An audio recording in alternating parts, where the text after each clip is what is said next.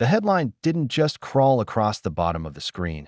It lit up every phone, every bar, every corner of Minnesota like a stadium under the brightest floodlights. Vikings hand Justin Jefferson record-breaking $140 million extension. In 1 second, the news detonated. Fans froze mid-scroll. Sports bars erupted in cheers and groans. Radio hosts fumbled their scripts. And across the NFL, jaws hit the floor. Justin Jefferson, the man who turned highlight catches into an every Sunday ritual, who made the gritty as much a Minnesota tradition as hot dish, who carried the franchise on his shoulders since the day he walked into U.S. Bank Stadium, was now the richest wide receiver in league history for Minnesota fans. It was a cocktail of emotions: relief, pride, and a dash of fear. In downtown Minneapolis, a group of young fans in purple jerseys hugged so tightly they nearly spilled their drinks. One shouted, "We kept JJ. This is our year." But not everyone was convinced. In the suburbs, a caller on KFAN Sports Radio slammed his fist on the counter. $140 million? For one guy? We can't even protect our quarterback, and we're dropping half the budget on Jefferson? This is a cap disaster waiting to happen. The split was instant. The city was divided. From hope to headline, Jefferson wasn't supposed to carry this much weight so early. Drafted in 2020, the former LSU star entered the league quietly compared to the hype machines around others. But it took only weeks for him to become must-watch television. Rookie record shattered. Defenders humiliated. His energy, his swagger, wasn't just talent. It was electricity. Over the next 3 seasons, he didn't just become the Vikings' best player. He became their entire identity. The problem? Minnesota's recent history hasn't been kind. Playoff heartbreaks. Close but not enough seasons. Critics pointing at quarterback play, defense collapses, and coaching decisions. Through it all, Jefferson was the one constant, the beacon pulling fans back into hope. That's why when whispers of stalled negotiations began months ago, the entire fanbase held its breath. Rumors swirled. Would the Vikings lowball him? Would Jefferson force a trade? Could another team swoop in and steal their crown jewel? And then came the boom. For years, $140 million. The richest deal in franchise history. The kind of money that told the league Minnesota wasn't letting their star walk. Not now, not ever.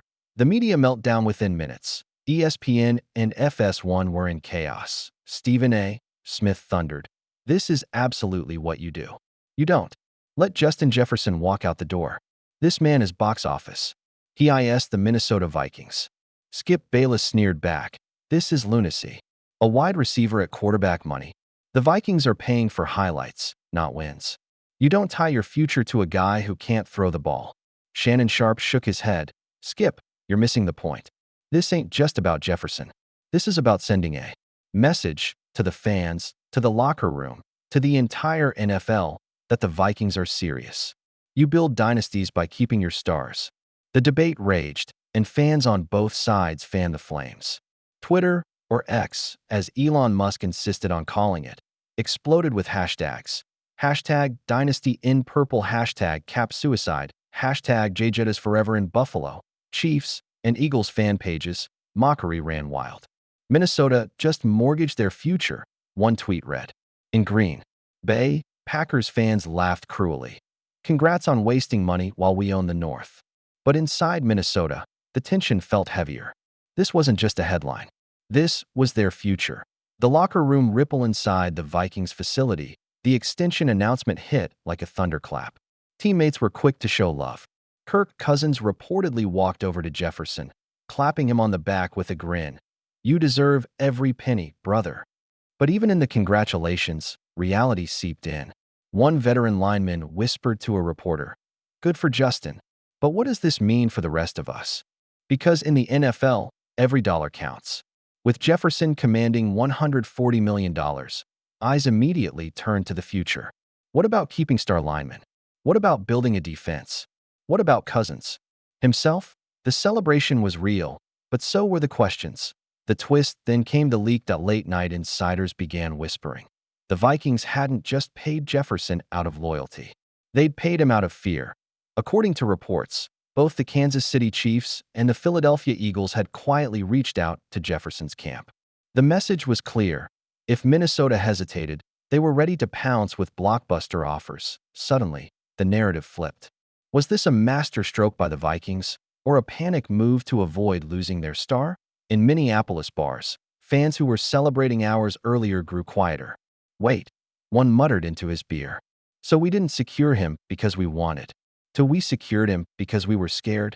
The line between dynasty and desperation blurred as the sun set over U.S. Bank Stadium, its glass walls glowing purple against the skyline. Minnesota wasn't celebrating in unison. The city was torn in two, one half chanting Jefferson's name, the other half whispering that the Vikings might have just written the first line of another heartbreak story. And as Chapter 1 closed, one question echoed louder than all the cheers. And all the doubts combined. Had the Vikings just secured the foundation of their dynasty, or had they mortgaged their future in a moment of fear? The morning after Justin Jefferson's $140 million extension became official, the city of Minneapolis felt like it was buzzing on two frequencies at once. On one side, fans walked into work proudly in their Jefferson number 18 jerseys, grinning ear to ear. Dynasty secured. One fan posted with a selfie outside U.S. Bank Stadium. On the other side, skeptics filled talk radio airwaves, their voices sharp with worry. We just sunk half the salary cap into one man. One caller barked. What happens when we need a defense? What happens when we need depth? What happens if he gets hurt? The divide wasn't just in the fan base, it was in the locker room too. Teammates congratulated Jefferson, of course. Kirk Cousins, in his usual measured tone, said, "Justin deserves it. He's the best in the league." But behind closed doors, whispers floated. "What about my payday?" a young lineman muttered. "If Jefferson's $140 million took this much cap, where's my slice?" It wasn't resentment, it was reality. In the NFL, money changes everything. Across the league, rivals smirked. Packers fans flooded X with mocking posts. "Congrats, Vikings. Enjoy being broke for the next 5 years." Bears fans laughed. All that money for a wideout with no QB to throw to him long term. And in Detroit, Lions players saw Jefferson's deal as a warning shot. Amon-Ra St. Brown even posted a cryptic Instagram story. "Keep doubting us. We'll see in December." The NFC North was no longer just rivalries on the field. It was now financial warfare. The national media fanned the flames. On ESPN, Stephen A. Smith boomed, "Justin Jefferson is worth every penny. You don't let the best receiver in football walk out the door. Period." But Dan Orlovsky fired back, "Stephen A., you're wrong. This isn't about talent. This is about team building. When you pay one man this much, the rest of the roster suffers. Jefferson can't rush the passer. Jefferson can't play corner. You're locking yourself into a future of 10 to 7 seasons and heartbreak." NBC's Sunday Night Football broadcast even teased it as the $140 million gamble. Every analyst, every podcast, every fan page debated the same thing. Had Minnesota secured a dynasty or mortgaged its soul for one superstar? And then came the twist. Midway through training camp, reports leaked that Jefferson's extension hadn't just been about loyalty, it had been about fear. Multiple sources revealed that both the Kansas City Chiefs and the Philadelphia Eagles had quietly reached out to Jefferson's camp this summer. The Chiefs wanted him as Mahomes' ultimate weapon if contract talks broke down.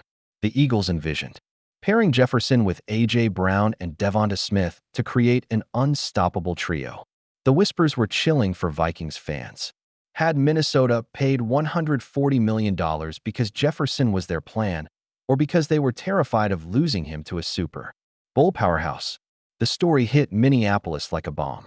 Fans who had celebrated the deal began questioning it. "So we didn't do this because we wanted to? We did it because we had to," one fan tweeted angrily. Hashtags trended.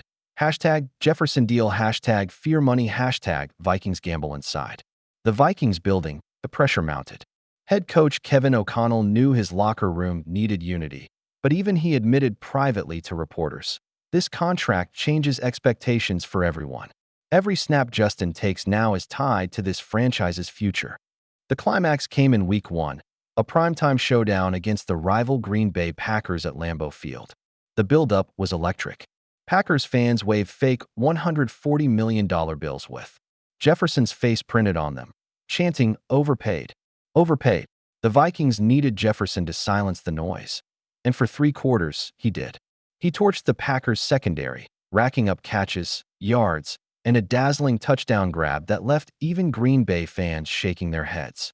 But in the fourth quarter, with the Vikings trailing by 3, came the moment that froze Minnesota's heart. Jefferson streaked down the sideline on a go route, eyes locked on the ball spiraling from Cousins' hands. He leapt, time seemed to pause, and came down with the ball in his grip. But as he landed, a Packers safety's helmet clipped Jefferson's knee. He crumpled to the turf, clutching his leg. The stadium went silent. Cameras zoomed in. Fans at home screamed at their TVs. The $140 million dream flashed before their eyes as trainers rushed onto the field. For 2 minutes, the entire NFL world held its breath. Social media exploded. Please God, no, not Jefferson. This can't be real. And then, he stood. Jefferson limped off, slowly, but under his own power. On the sideline, he tested the knee, shook his head, and jogged back onto the field. The crowd roared, and Vikings fans across the nation exhaled in relief that on the very next play, Cousins went right back to him. Jefferson caught it, spun past a cornerback, and sprinted 40 yards for the game-winning touchdown. The Vikings' sideline erupted. The locker room afterward was euphoric. "That's our $140 million man," O'Connell said, grinning ear to ear, but the whispers didn't vanish. Analysts still warned, "One scare. That's all it takes. $140 million tied up in one body. That's the gamble." The chapter closed not with resolution, but with suspense. Jefferson had proved, at least for one night, that he was worth every penny. But the fear lingered. Was this the start of a new dynasty, or just the beginning of an expensive countdown to heartbreak? Because in Minnesota, the line between legend and disaster has never been thinner.